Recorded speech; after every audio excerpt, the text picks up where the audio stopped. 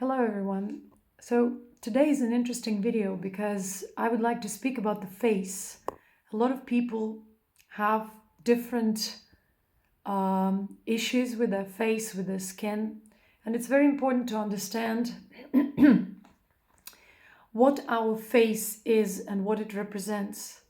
And I'm not going to speak from the medical standpoint. I'm going to speak from a kind of a more ancient perspective on what the face is, what it represents, how to have a face that we all desire, and why do we lose the face with time and age. The majority of people wonder about these things, and also people who are, let's say, going through hormonal changes like teenagers or people after 50. So let's first of all think about or look at the face. What is the face? The face is something that it's like a reversed organism. It's like whatever your face is, and it changes depending on the condition of your body. The face will change from morning to evening. The face will change from season to season. The face will change depending on your diet and lifestyle. The face will also change from, say, new moon to full moon. And so all these changes are very relevant, and we have to understand why these changes appear on our face and how this is connected to our well-being. If you look at our face, different traditional medical or healing sciences understood that the face is a representation of the condition of your body and your organs and systems. But ancient healing modalities did not disperse our understanding of health onto different just like separate points. They looked at it more in a wholesome way. Yet sometimes they also looked at the function of different systems and organs, and the signs of the function were clearly seen from the face. So let's say if you have eaten something heavy, let's say you have eaten late, you've had a lot of water. In the morning, your face will be more puffed, probably bloated. Certain hidden infections, hidden inflammations, different types of, parasitic overgrowth, let's say, in the large or small intestines, will be reflected on the condition of the skin of your face.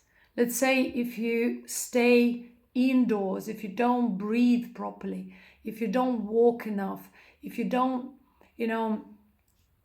air your rooms or your house, or if your body does not intake air properly, you have a shallow breath, let's say, all these factors will affect, say, the condition of your forehead. Whatever is happening in your kidneys, in your urinary tract, in your bladder, in your adrenals, or the way they function, will reflect under your eye areas. If you have a lot of liquid, also another point is when your large intestine doesn't function properly, or there is some parasitic environment or overgrowth, you will tend to create puffiness in this area as well as under the eyes.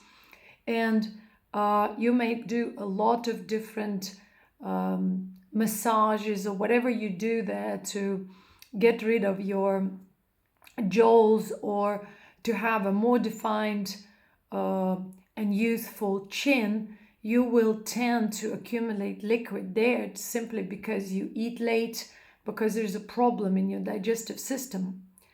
Or if you have hormonal changes, certain issues with your small intestines, you will have,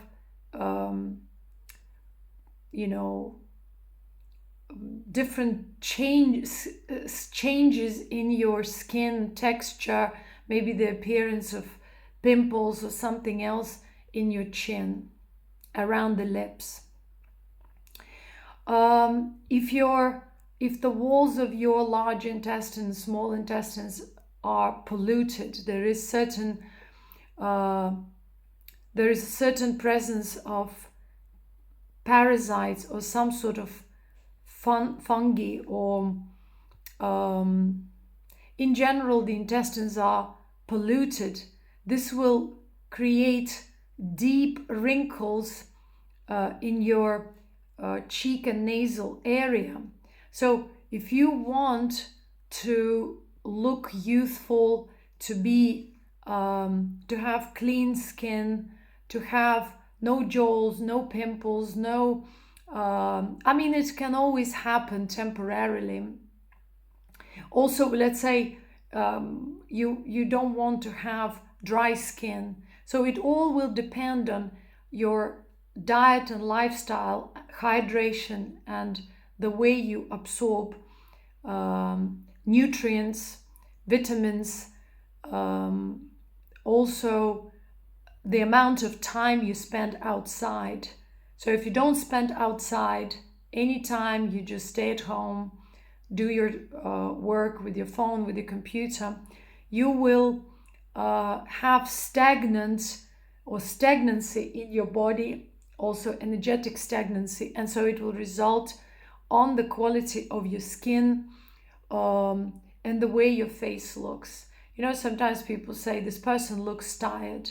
It's because they haven't been breathing properly. They haven't spent enough time outside. They haven't, exercised. And again, exercise is the point of exercise, spiritually speaking, is to create proper circulation of energy, to remove stagnation, energetic stagnation, physical stagnation, to increase blood circulation and oxygenation of the brain and all the organs. So if that doesn't happen, obviously, if you lead a sedentary lifestyle, your organs will be less oxygenated. They will start having issues. Maybe there will be certain also parasitic infection that will affect them, and it all will result on the way your face looks. Some people retain more liquid in their face during certain periods. For example, around the full moon, maybe when they sit in the sun, they retain more liquid. Maybe if they consume certain foods, they may also retain liquid. Their face may change. Sometimes you have temporary changes. Sometimes these changes are permanent. If you're more flexible as a body, more youthful, these changes will be, coming and going. When we speak about aging, we speak about permanent changes, which are very difficult to reverse unless you really understand what the reversal is and what rejuvenation truly is. There are some people who try, but there aren't really that many experts who actually live rejuvenation. So this video's point is just to raise awareness that your face is not about what moisturizers you use or don't use. Obviously, certain things can have an effect, temporary effect. They can help your body or your face to, get a bit more hydration, or,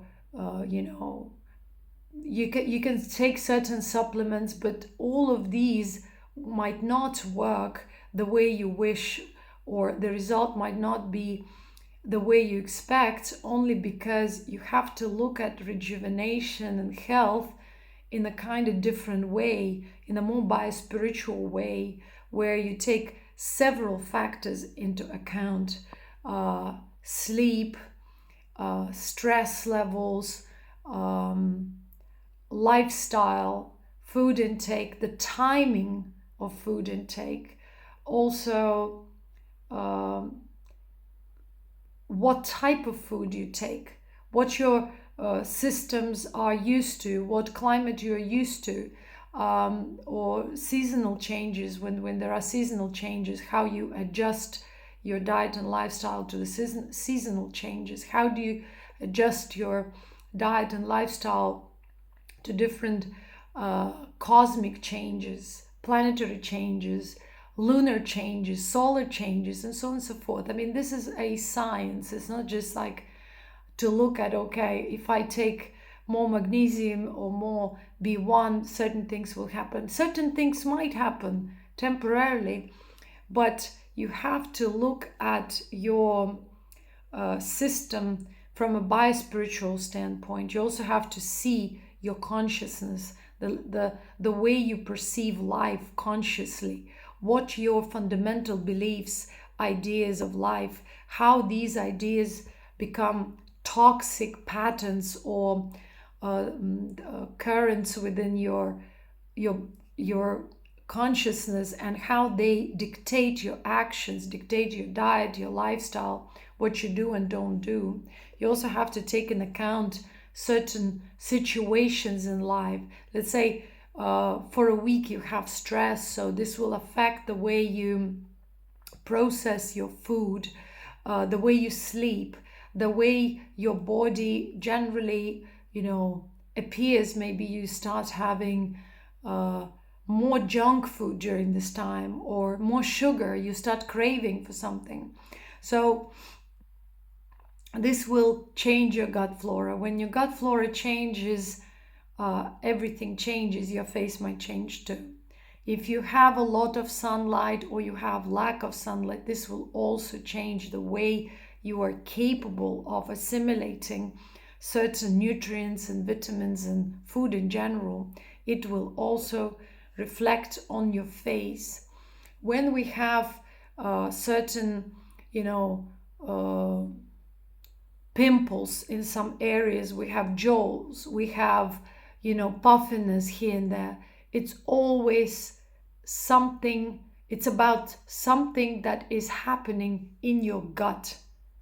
And then this results, this chemical, whatever effect results on your face, on the condition of your face, on your mood.